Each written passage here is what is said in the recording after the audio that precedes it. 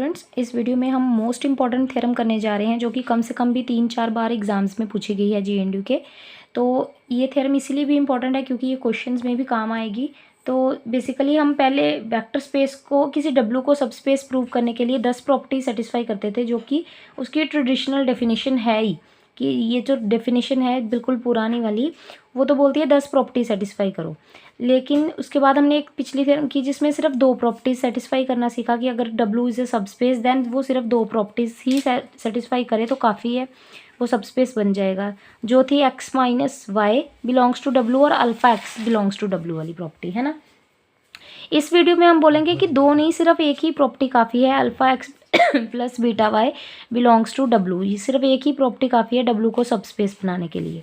तो सबसे पहले हम क्या करेंगे, नेसेसरी सफिशिएंट दोनों बताना है, मतलब एक बार सब स्पेस मान के चलूँगी W को और ये प्रॉपर्टी प्रूव करूँगी, और दूसरी बार प्रॉपर्टी लेट करके चलूँगी और W को सब स्पेस प्रूव करूँगी। तो सबसे पहले मैंने W को लेट कर लिया है कि W इज़ अ सब space of vector space V over the field F। अगर ये सब स्पेस है तो इसका मतलब ये प्रॉपर्टी मुझे सेटिस्फाई करनी है। तो अल्फ़ा बीटा मैंने फील्ड में से लिए, एक्स वाई मैंने W में से लिया, और अल्फ़ा अगर फील्ड में से है, एक्स अगर W में से है, वेक्टर में से। स्केलर और वेक्टर का प्रोडक्ट अगेन वेक्टर बनाता है, तो मतलब ये अल्फ़ा एक्स W को बिलोंग करेगा। इसी तरह से अगर बीटा मेरा फील्ड F में से है और वाई मेरा W में से है, मतलब वेक्टर में से, एक स्केलर एक वेक्टर, तो प्रोडक्ट इनका क्या बनेगा, वेक्टर बनेगा, मतलब W को बिलोंग करेगा।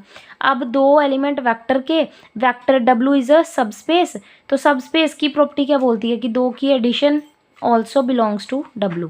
तो मतलब क्लोजर प्रॉपर्टी के हिसाब से अगर चलें तो alpha x plus beta y belongs to W। तो यही हमने पहले प्रूव करनी थी कि W अगर सब स्पेस है तो alpha x plus beta y belong करेगा W को। कन्वर्स में उल्टा इस प्रॉपर्टी को मान के चलेंगे और इसको सब स्पेस प्रूव करेंगे। तो सब स्पेस के लिए सिर्फ 2 ही प्रॉपर्टी काफ़ी हैं क्योंकि हम पहले थ्योरम कर चुके हैं।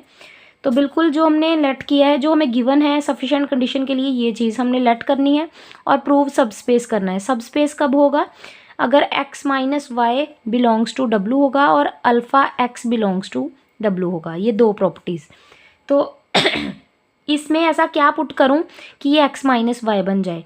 अल्फ़ा को अगर मैं 1 पुट कर दूं और बीटा को अगर मैं -1 पुट कर दूं तो मेरा x minus y belongs to W बन जाएगा, है ना। पहली प्रॉपर्टी सेटिस्फाई।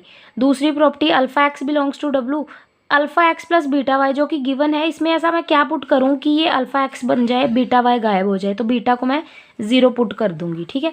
इसमें वेक्टर को कुछ पुट नहीं करना, स्केलर्स को ही पुट किया जा सकता है। तो बीटा जो कि मेरा फील्ड में से आ रहा है, फील्ड में 0 तो होता ही है, तो बीटा को मैंने 0 पुट कर दिया।